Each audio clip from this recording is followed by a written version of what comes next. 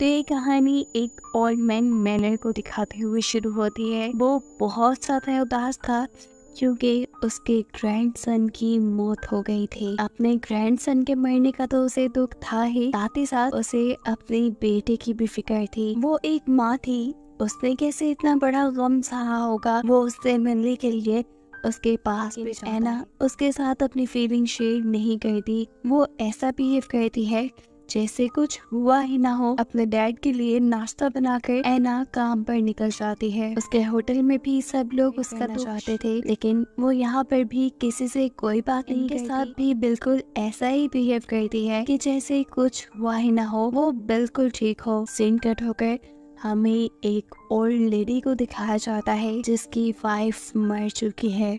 उसकी परमिशन के साथ उसकी वाइफ को अब दफनाने के लिए ले जाया जाता है और अब अपनी वाइफ के मर जाने के बाद ये बिल्कुल अकेली रह चुकी थी। इसके बाद हम एक फैमिली से मिलते हैं जिसमें हस्बैंड का नाम डेविड और उसकी वाइफ एवा थी। उनके 2 बच्चे भी थे। ये एक हैप्पी फैमिली थी जो अपना हर दुख, अपनी हर खुशी एक साथ सेलिब्रेट। डेविड के बेटे का बर्थडे था और इन लोगों ने प्लान किया था कि अपने काम से वापस आने के बाद ये सब मिलकर ये बर्थडे धूमधाम से सेलिब्रेट करेंगे। ये प्लान करने के बाद ईवा और डेविड दोनों अपने काम के लिए निकल जाते हैं। वो नहीं जानते थे कि आज उन्होंने जो प्लान किया है वो बिल्कुल ही उल्टा होने वाला है। टनल से गुजरती कार का एक्सीडेंट हो जाता है और मौके पे ही एवा जाती है। उसकी मौत से उसकी पूरी फैमिली बहुत ज्यादा शॉक थी और साथ में दुखी भी। डेविड अभी हॉस्पिटल ही था। ये रात तो जैसे कटने का नाम ही नहीं ले रही थी। इसी रात में हमें एक तेज आवाज सुनाई देती है। ये आवाज इतनी तेज थी कि सभी जिंदा इंसानों के कान फटने लगे थे। और जिस वक्त ये आवाज सुनाई दी उसी वक्त पूरी दुनिया की लाइट एकदम से ब्लिंक हुई। इस आवाज के सुनते साथ ही सारे परिंदे यहाँ से उड़ जाते हैं और जहाँ पर एना काम कर रही थी हम देखते हैं कि वहाँ का फैन भी गिर जाता है। लेकिन किस्मत चाहती है एना के डैड जो कि अपने ग्रैंडसन की ग्रेव पे गए हुए थे वो भी इस आवाज को सुनते हुए बेहोश हो जाते हैं। और जब उन्हें होश आया तो उन्हें अपने ग्रैंडसन की कब्र में से कुछ आवाजें सुनाई दी। उसे लगा कि उसका ग्रैंडसन जिंदा है। जिस चेक करने के लिए वो अपने ग्रैंडसन की कब्र खोद देता है। उसका ग्रैंडसन जिंदा है कि नहीं ये तो हमें नहीं दिखाया जाता, पर मैनर यानी इस ओल्ड मैन का हैरान परेशान चेहरा दिखाया जाता है। सीन कट होकर अब हमें उस बूढ़ी औरत को दिखाया जाता है जिसकी वाइफ अभी एक दिन पहले ही मरी है। अपनी वाइफ के बगैर वो बिल्कुल अकेली रह चुकी थी। वो उसकी याद में रो रही थी कि अचानक उसे भी अपने घर के बाहर एक आवाज सुनाई देती है और जब वो चेक करने जाती है तो ये देखकर वो हैरान रह गई कि घर के बाहर और कोई नहीं बल्कि उसकी वाइफ ही थी। उसे अपनी आंखों पे यकीन नहीं आया, इसीलिए वो अपनी वाइफ को गले लगा लेती है। सीन कट होकर हमें हॉस्पिटल का सीन दिखाया जाता है जहाँ डेविड अभी अपनी वाइफ की मौत पे रो रहा था। एकदम से उसे फील हुआ जैसे एवा ने अपना हाथ हिलाया। ये देखकर वो बुरी तरह शॉक हुआ और डॉक्टर्स को बुलाया। डॉक्टर्स के चेक करने पे मालूम हुआ कि एवा जिंदा हो गई है, लेकिन उसकी हार्ट बीट बहुत कम है। इस चीज से वो शॉक रह चुका था। वो घर आकर ये बात अपने बच्चों को भी बताता है कि पहले उसकी मॉम मर गई थी लेकिन अचानक से फिर उसकी मॉम जिंदा हो गई। और अब डॉक्टर्स का कहना है कि उनकी हार्ट बीट बहुत कम है, इसलिए डॉक्टर्स ने उन्हें अपनी ऑब्जर्वेशन में रखा है। डॉक्टर भी इस चीज को एक्सप्लेन नहीं कर पा रहे थे कि आखिर एवा जिंदा कैसे हुई है। यहाँ सीन कट होकर हम एना को देखते हैं जिसका बेटा मर चुका है। अपना दुख अपने अंदर रख के वो बहुत ज्यादा दुख के साथ और जिंदा नहीं रहना चाहती थी। वो अपने पास और से चीख मारती है और हम फैसला करती है कि वो भी जिंदा नहीं रहेगी, वो भी अपनी जान दे देगी। ये सोचते हुए वो एक प्लास्टिक रैप से अपना मुंह रैप कर लेते हैं। इससे पहले कि वो मर जाती, ठीक टाइम पर यहाँ उसके डैड आकर उसके मुंह से ये रैप उतार कर उसे बचा लेते हैं। असल में उसके डैड उसके बेटे को कब्र से निकाल लाए थे जो कि जिंदा था, और वो यही बात अपनी बेटी को बताने आए थे। वो अपनी बेटी का हाथ पकड़कर उसे उसके बेटे के रूम में ले जाते हैं, जहाँ वो भी अपने बेटे को जिंदा देखकर बहुत ही ज्यादा खुश थी। ये जितने भी मरे हुए लोग जिंदा काफी अजीब थे दिखने में भी और हरकतों में भी। एवा जो कार एक्सीडेंट के बाद जिंदा हुई थी, जिस हालत में कार एक्सीडेंट थी उसी हालत में वो जिंदा हुई थी। वो बूढ़ी औरत जो जिंदा हुई थी क्योंकि वो एक दिन पहले मरी थी, इसीलिए उसकी बॉडी ज्यादा खराब नहीं थी सिवाय उसकी आंखों के, जबकि एना का बेटा वो तो काफी दिन पहले मरा था, इसीलिए उसका जिस्म काफी ज्यादा सड़ चुका था। उसके जिस्म से स्मेल भी आ रही थी। उसके ग्रैंडपा जब उसे घर लेकर आए तो उन्होंने उसे नहलाया भी, लेकिन ये स्मेल आना बंद नहीं हुई। एना अपने डैड से कहती है हमें इसे हॉस्पिटल लेकर जाना चाहिए, इसकी हालत ठीक नहीं, लेकिन उसके डैड मना कर देते हैं और कहते हैं नहीं, हम इसे हॉस्पिटल नहीं ले जा सकते क्योंकि कब्र खोदना इल्लीगल है और हमने इल्लीगली कब्र खोद कर इसे निकाला है। वैसे भी अगर डॉक्टर्स को ये बात पता चली कि ये मर कर इतने दिन बाद जिंदा हुआ है तो डॉक्टर्स उसे अपने एक्सपेरिमेंट का बस एक पार्ट बना देंगे। अब ये बातें कर रहे थे कि एकदम से इनका डोर नॉक होता है। यहाँ पर पुलिस आई थी जो एना से उसके मरे हुए बेटे के बारे में ही पूछती है, क्योंकि पुलिस को शक था कि उसके ग्रैंडपा उसे उसकी कब्र से निकालना है। यहाँ एना कोई जवाब नहीं देती और पुलिस यहाँ एना के सैड एक्सप्रेशन और उसकी खराब हालत को देखकर चले जाते हैं।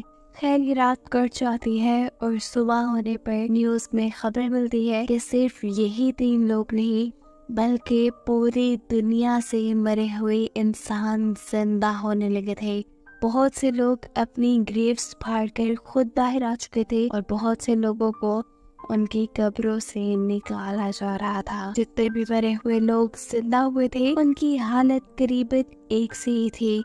इन लोगों के अंदर ना तो कोई इमोशंस नजर आ रहे थे, ना ही ये लोग बोल रहे थे और सुन रहे थे, इवन के ये लोग तो कुछ खा भी नहीं रहे थे। इन लोगों का जिंदा होना जरूर कल वाली आवाज से जुड़ा है जो कल शाम सब लोगों को सुनाई दी। यहाँ पुलिस को भी ये बात पता चल गई थी कि एना के बेटे को उसके ग्रैंडपा ने निकाला है, इसीलिए वो अपने डैड से कहती है डैड जब तक सिचुएशन ठीक नहीं हो जाती हमें आइलैंड पे चले जाना चाहिए। वहाँ पर उनका एक छोटा सा घर था जहाँ वो छुट्टियां मनाने जाया करते थे।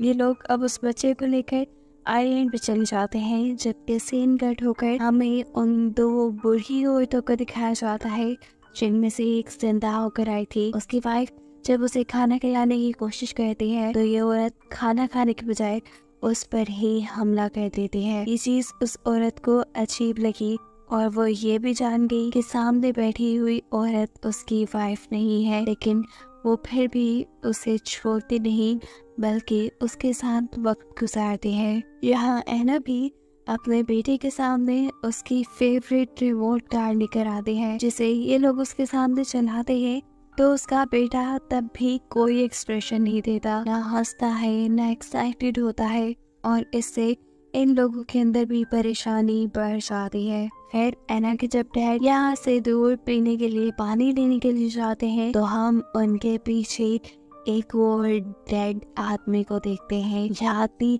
देखने में काफी भयानक लग रहा था, ऐसे जैसे वो बहुत पहले मरा हो और उसकी बॉडी काफी ज्यादा सड़ चुकी हो। वो एना ग्रैंड को ऐसे दिख रहा था जैसे उन्हें मार खाएगा। फिर सीन कट होता है और हमें दिखाया जाता है कि एवा के बच्चे एवा से मिलने के लिए गए हैं। एवा ना उन्हें पहचान पा रही है और ना ही उन्हें देख पा रही है। यहाँ एवा का बेटा एक्साइटेड होकर अपनी मॉम को अपना रैबिट दिखाता है जो उसके डैड ने उसे उसकी बर्थडे पे गिफ्ट किया था। एवा अपने बेटे से कुछ नहीं बोलती बल्कि उसका रैबिट पकड़कर उसे जान से मार देती है, और ये देखकर उसके दोनों बच्चों के साथ साथ उसके हस्बैंड भी डर जाते हैं।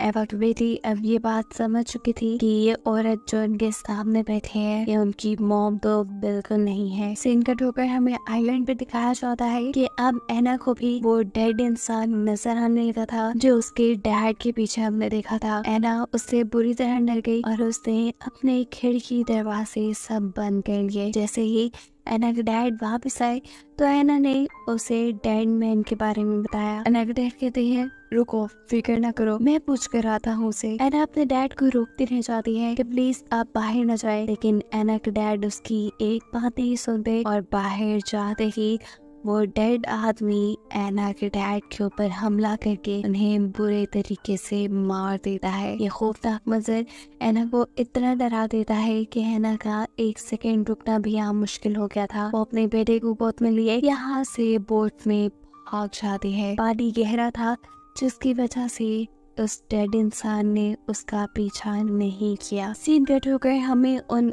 ओल्ड लेडीज को दिखाया जाता है जहाँ डेड ओल्ड लेडी अपनी जिंदा वाइफ को मार चुकी है। साफ मतलब था कि ये जितने भी लोग जिंदा हुए थे ये लोग इंसानों को मार रहे थे। इसके पीछे क्या मकसद था ये खुलकर सामने नहीं आया। शायद ये डेड लोग ज़ॉम्बीज़ बन गए थे। कहानी के आखिरी सीन में हम एना को देखते हैं जो दरिया के जरिए अपने बेटे को लेकर दूर जा रही थी।